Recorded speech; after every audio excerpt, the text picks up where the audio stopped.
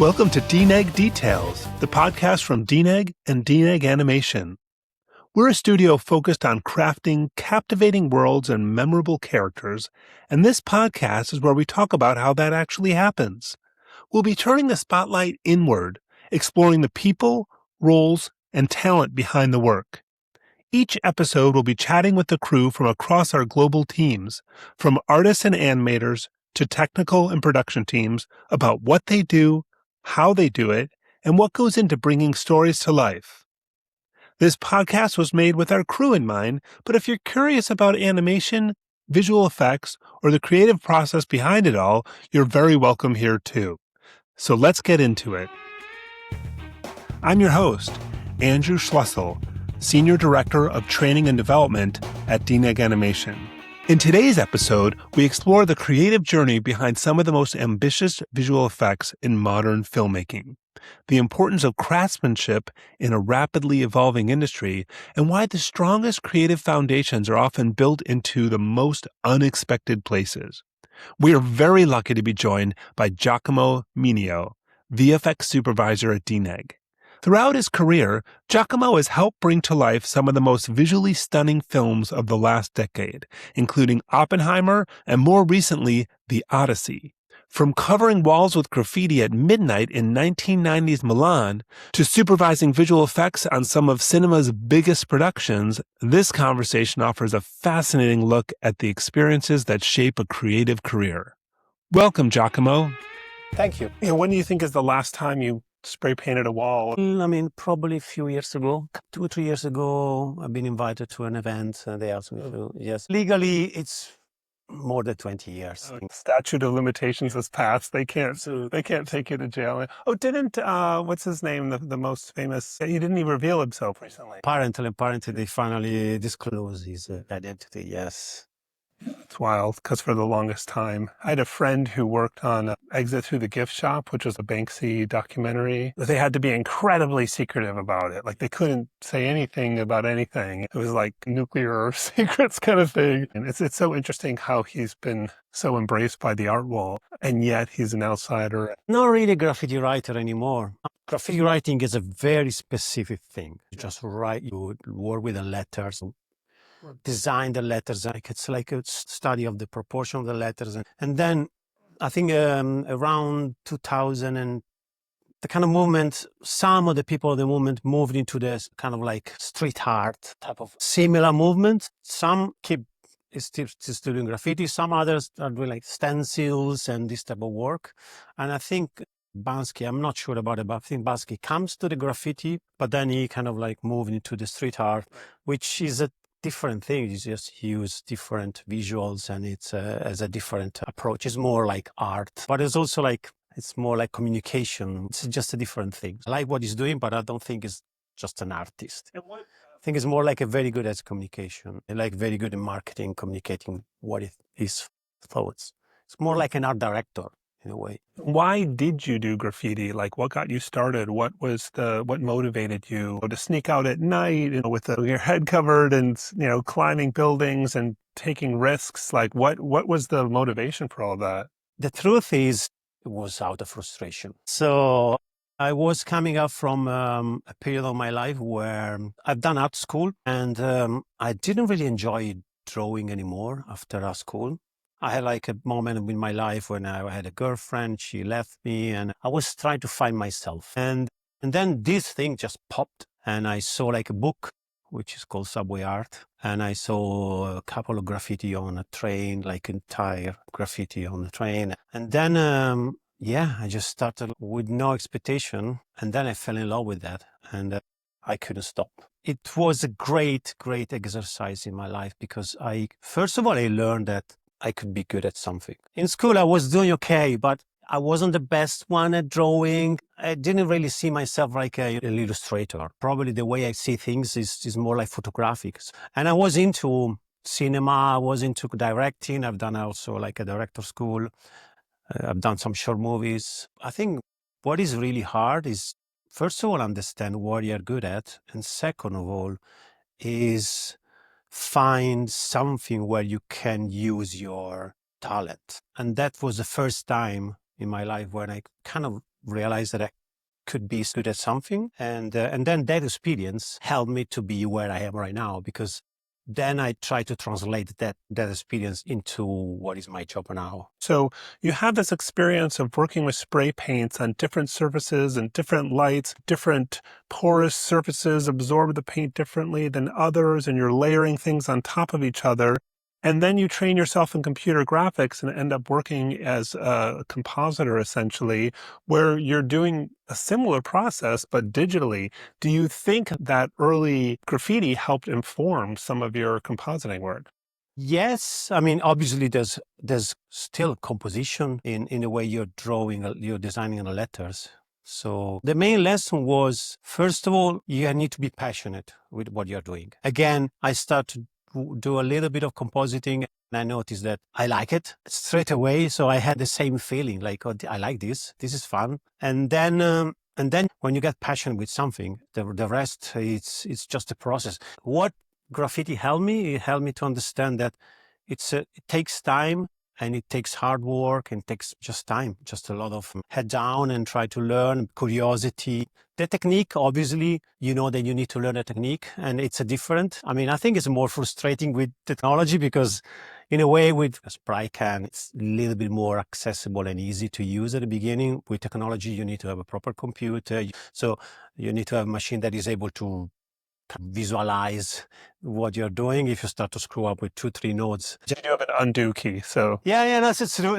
Although you can always recover what you have. If you have something that you don't like, you can just go over. Yeah, but yes, obviously in anything you're doing, even like one of my best friend now is a calligrapher. There's a lot of techniques behind. It's like, yes, you look at gesture, it's beautiful, but to get to that simplicity, there's so much work behind. Yeah, I've recently become obsessed with oil painting, and I've been taking oil painting classes and doing loads of portraits. And what I realized very quickly is 10 lifetimes I would still be learning more. And there's an infinite amount of techniques and things to learn, which actually is what I like about it, because there's no finish line. I'm never going to be done. No, this is the love and the frustration of any creative person, which is passionate about what he's doing, but is realizing that there's so much to learn. And I mean, my wife, she's a motion designer, and we share the same frustration sometimes. Like, there's so much to learn, so many things we like, and it's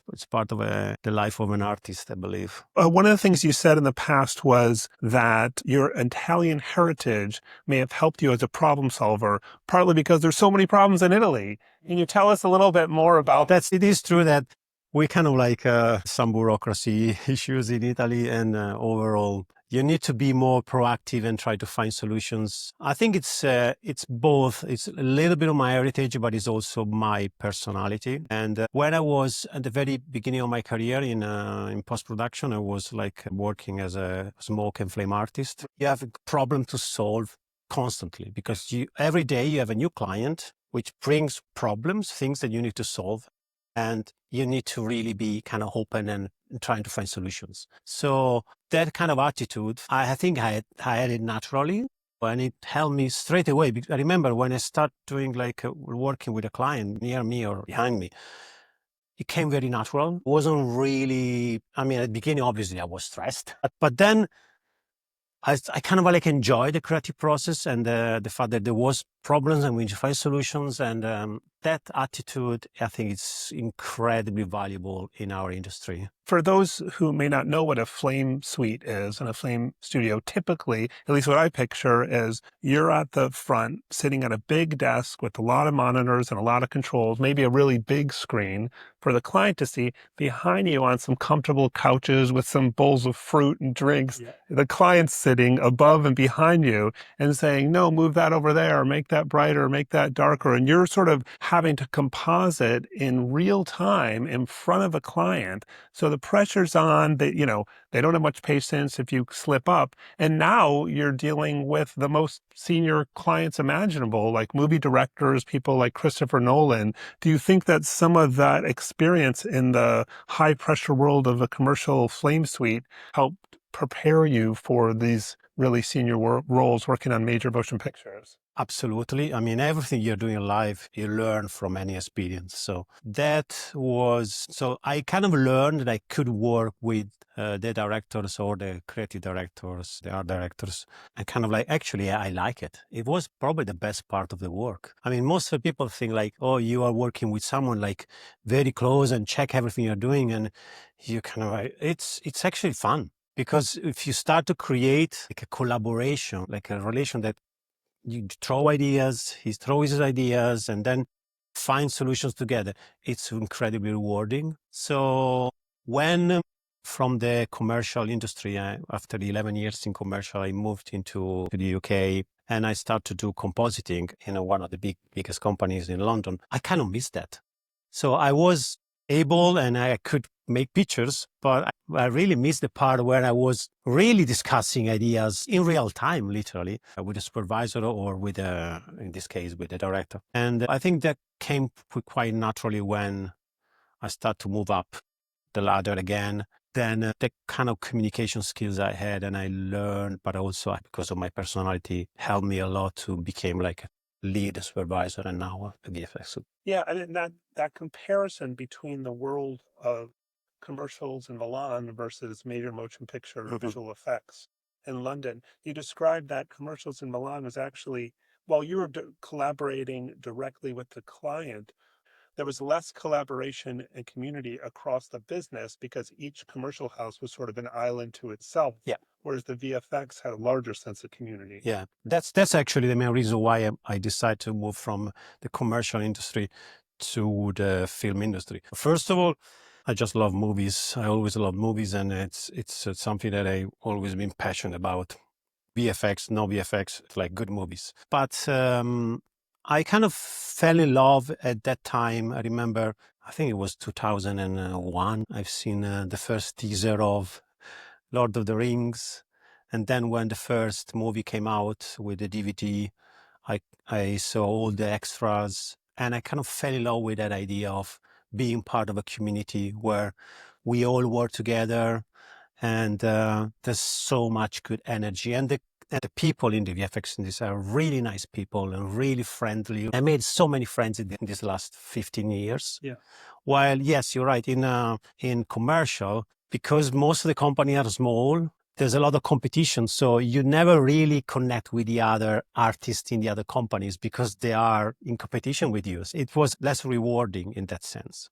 So I wanted to do movies. I love the idea of working in big teams, gather all the team together. I remember, like, for example, one of the first things I've done when I was a comp soup on part of the Caribbean is like, I was bringing once a week at least all the comp team in the screening room and just show the shots and just talk to them about how the show was going, what was working, what wasn't working, being really, really open with them. And I think it's just the way I like to do this job, just to really connect with people. Great.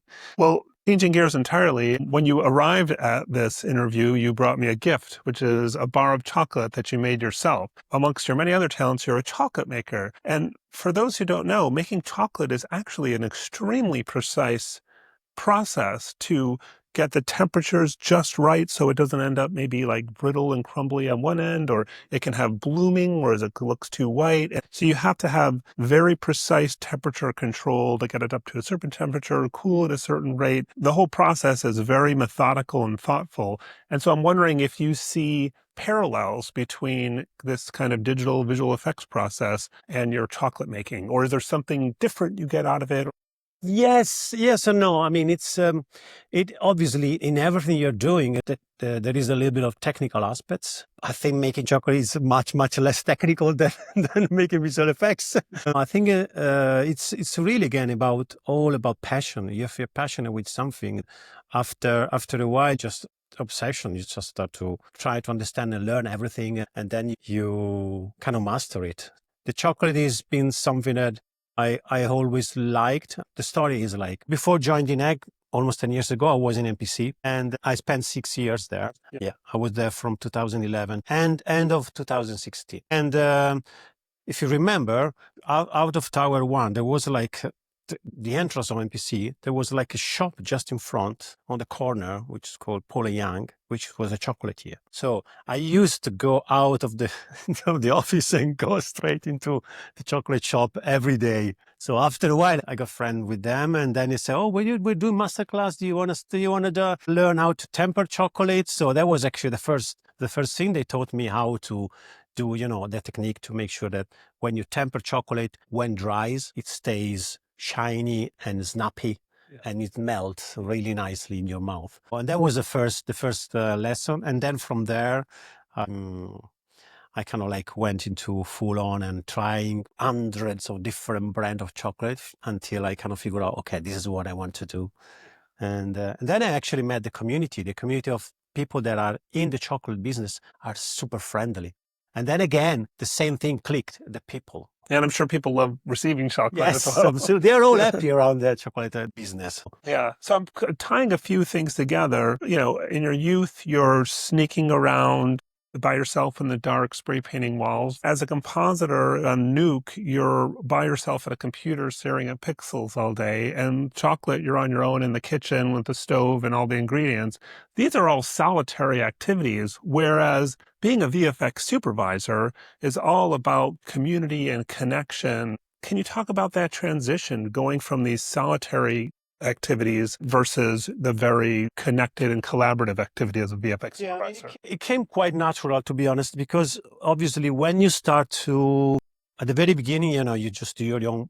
For example, I remember the first couple of years in MPC, I was doing comp. We were on a big room, which was great. So you could always look at each other and understand what was going on and who was struggling, who was actually creating something pretty and connecting with people. But then the more you move up to the ladder, just being a supervisor, like a lead and then a sequence supervisor, it's really more about engaging with the people, and it came just natural to me just to go and talk with people, sit with them, look at the shot, discuss together. It's a process that I think it's gradual. It's not like from day one you are just a comper or like a solitary artist, and day two you are just leading a team of hundreds of people. So at the beginning it was like, okay, now I have 4 compers. We have like a whole small team doing this specific task, and then the next show was, okay, now I'm dealing with 20 compers.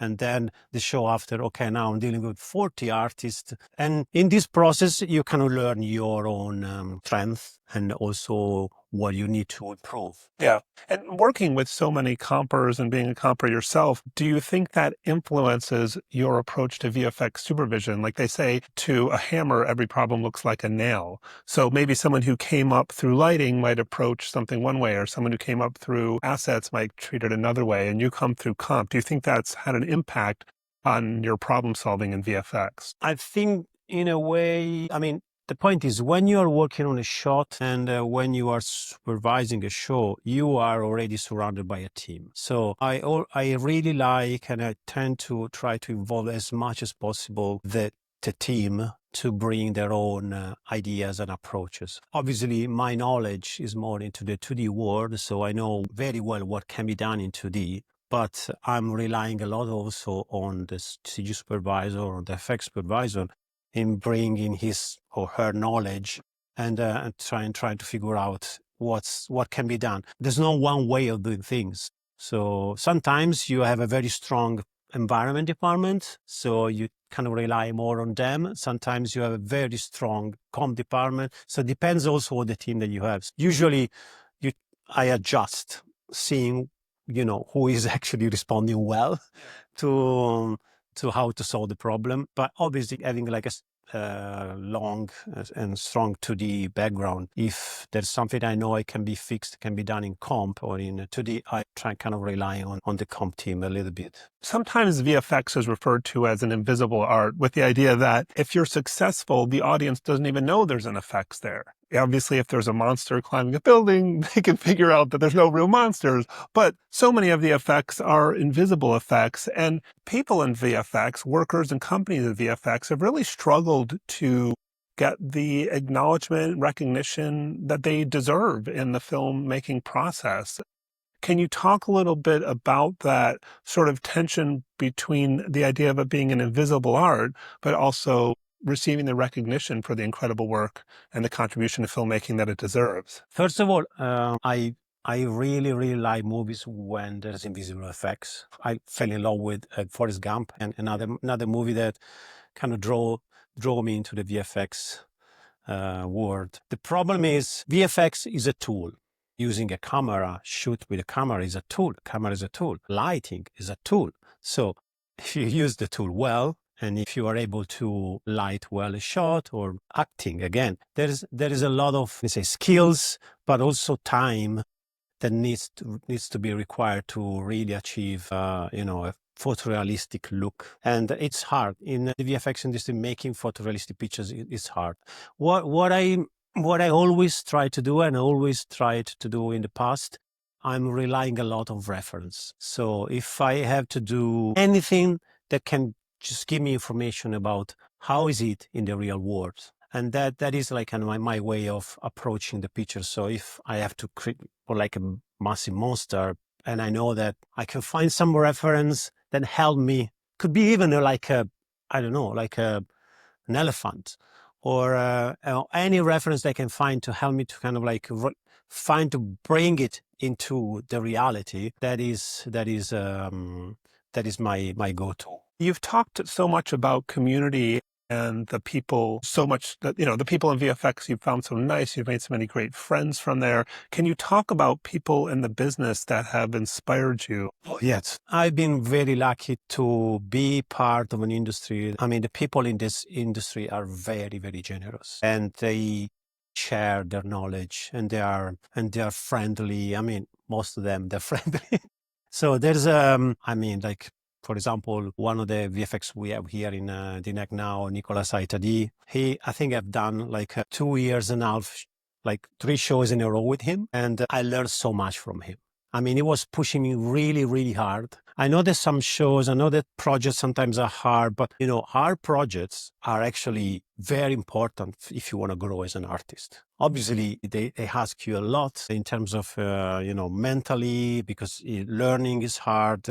The pressure is strong, but if you want to learn, if you want to get better, you need to be under stress sometimes. So it's not like, oh, okay, we're making pretty pictures, always smiling, and this is no reality. It's not working like that. So, and it was really, really pushing me hard to do the best picture and to make the best picture I could. And I suffered, but I loved it. And he help me to become a better artist. So Nick, great VFX soup. I had the chance to meet and to work closely with Andrew Whitehurst, another great supervisor and artist. But so many, even like compers. Like I remember like a great artist in MPC, Gianfranco Sgura. And there's something that I want to say is about how I think. I mean, there's some people like Gianfranco that are artists. They born artists. They have the talent. But then there's also a lot of artisan.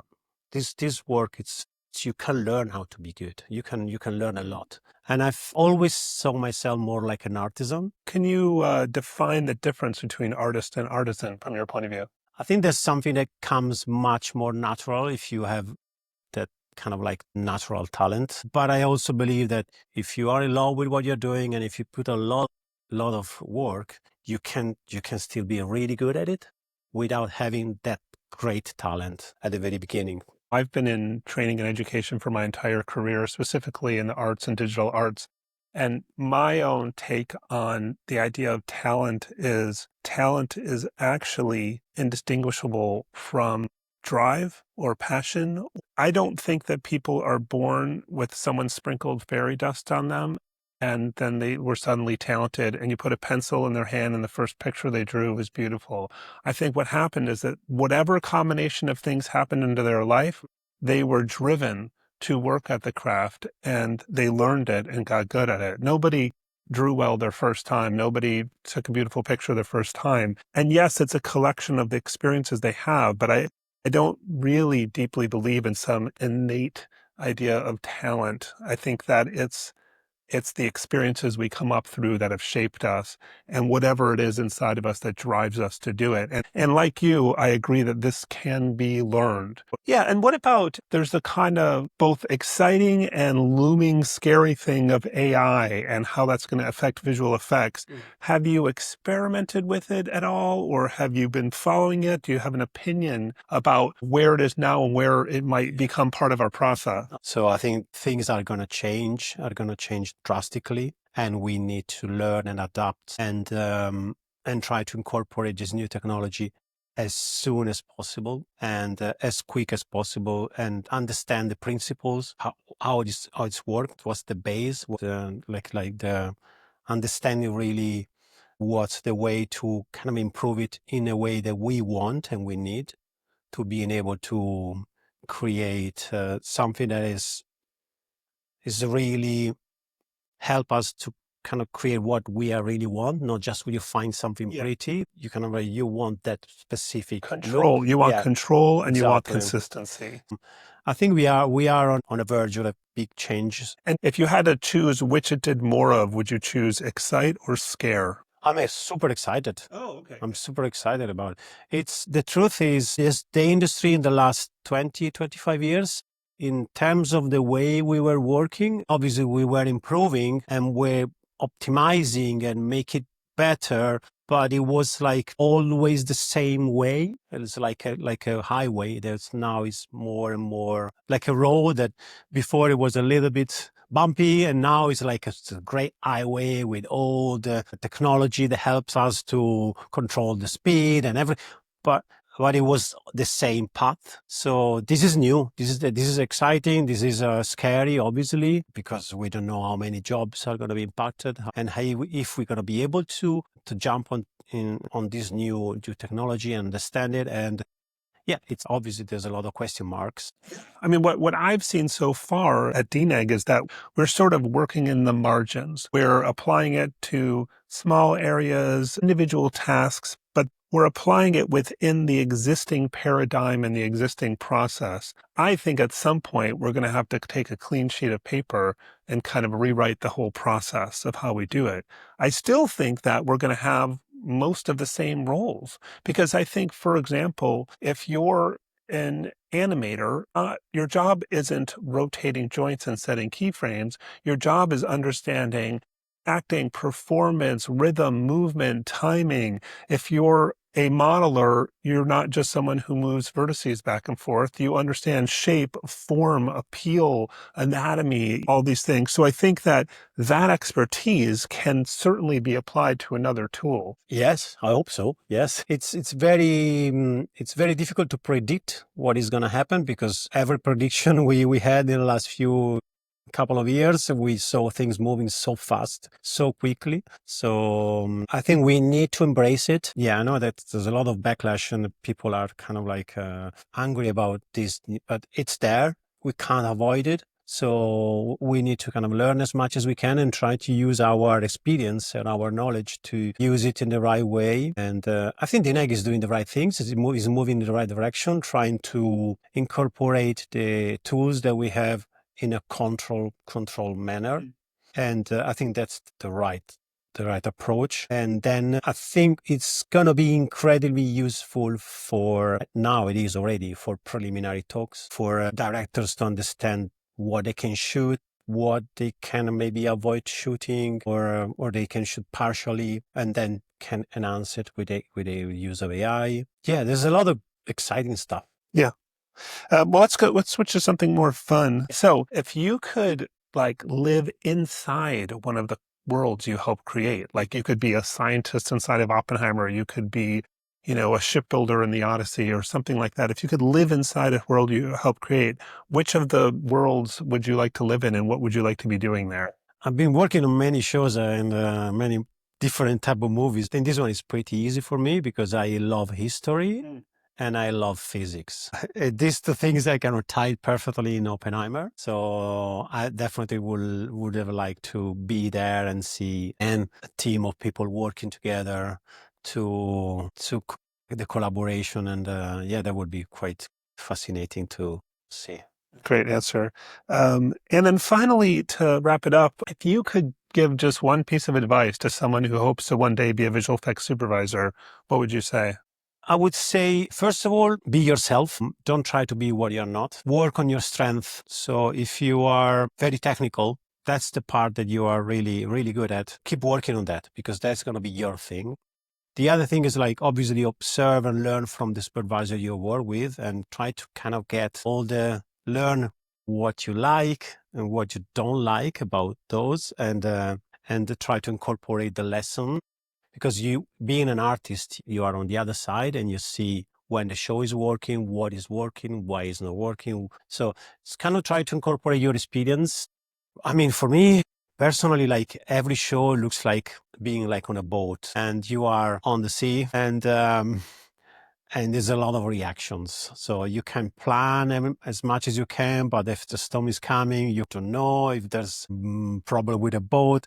There's always problems. So you kind of like try to keep the ship in the right direction, and there's a lot of adjustments has to be made. But the thing I always try to do, and for me is really important, probably even too important, is try to keep the people together and make them feel like they are considered and part of the process. And that kind of helps me in a way, because I know that if we are together and we are working together, I can rely on them. But also it kind of like makes me feel that I treated them with respect and I'm part of something that is just not just me, but it's all together.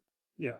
The only thing that usually is because maybe I'm talking with a client or I'm more involved with, the call with the clients. I know where he wants us to go, but then I really want them to be involved and try to bring their own kind of like ideas and style. So yeah, it's a mix of people, bunch of people together trying to bring the boat at port and the best possible way. And yes, remembering that we all love this job. It's hard, but try to take care of them as well. Great. Well, Giacomo, thank you so much for this. You're welcome. This was excellent. Thanks for listening to DNEG Details from DNEG and DNEG Animation. We hope this episode gave you a fresh perspective on the people and talent behind the work, and maybe even sparked a few ideas of your own. If you're part of the team, we'd love to hear your thoughts and suggestions for future episodes. And if you're joining us from outside the studio, thanks for being part of the journey. Next time, we'll be diving into a conversation with Ted T., head of animation at DNEG Animation. Ted shares his unexpected journey from a potential career in law to studying animation at Cal Arts. He talks about what makes feedback truly effective and how great teams are built on strong relationships, and why some of the most important skills in animation aren't technical at all. Until then, keep pushing the craft, keep telling great stories, and we'll see you in the next episode. Email podcast@dneg.com if you'd like to get in touch.